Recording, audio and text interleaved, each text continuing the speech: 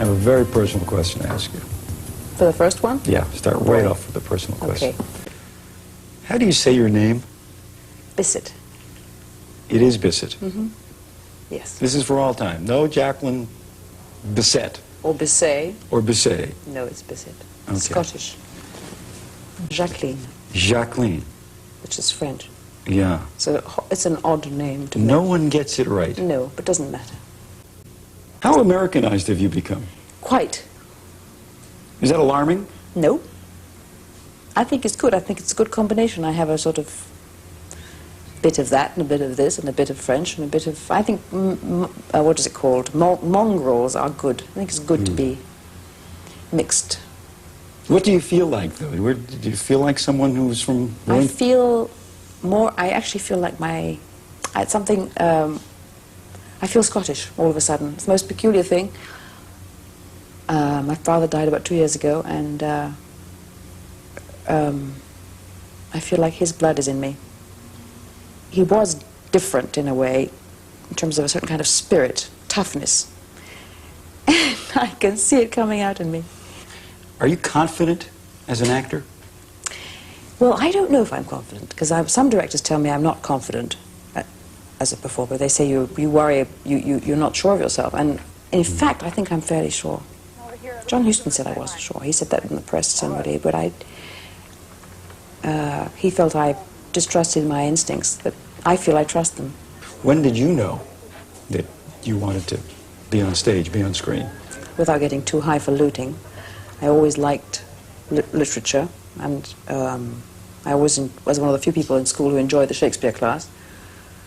And I used to go with it, I think, farther than the other kids did. I didn't find it a drag. I liked it. I liked using words, but I didn't really go beyond that. I didn't know what that job was. I didn't know that that meant you wanted to be an actress. That there was actually a life in it. There was a life in it, yes. Mm-hmm. Were you? Apparently, I found out quite recently, I did this thing where I talked to my school teacher when I was about 5. She told me that I always was interested in the same subjects. She said it was very clear to me that you were interested. You always loved to dance, you always loved English, and you always loved music. And I said, even at 5, 6? She said, absolutely, clear as a day. I remember very well.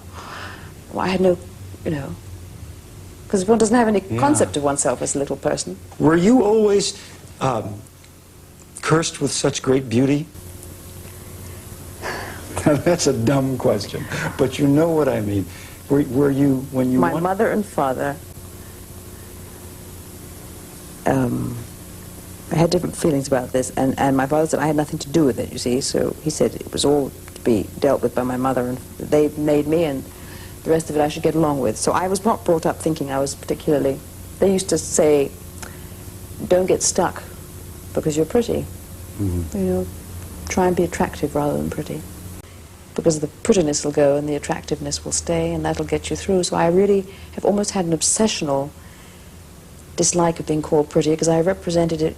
In my mind, I put it together with loss and failure of an unhappiness, because that was always thrust at me all the time. Yeah.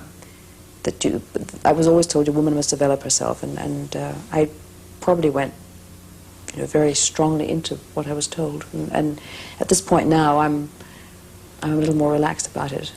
Is it still true that you're never going to get married? I never said that.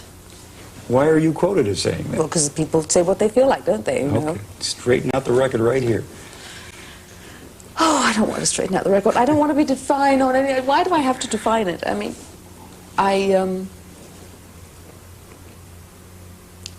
think marriage is fine. I just find that I bloom better. I feel more alive if there's a degree of space. I just have a great need for solitude at times.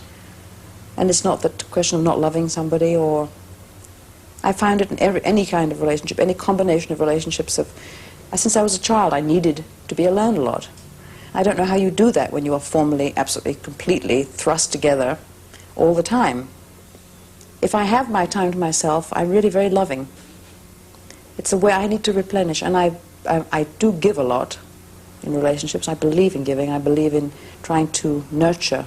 You're involved in a long-term relationship now? Well, fairly long. Yes. Yes. Of some duration. Of some significant duration. Will this possibly lead to I don't know. a philosophical change in your position? I don't have a philosophical change. I feel that what's right for each person is different, and I'm not sure about myself. I've always wavered. Do you panic at the thought of marriage? Just a little bit.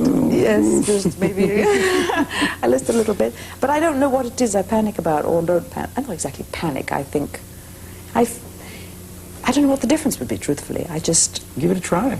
I'm sitting here advising you about your life. I don't mean to be doing that, but why don't you give it a try? Maybe I will.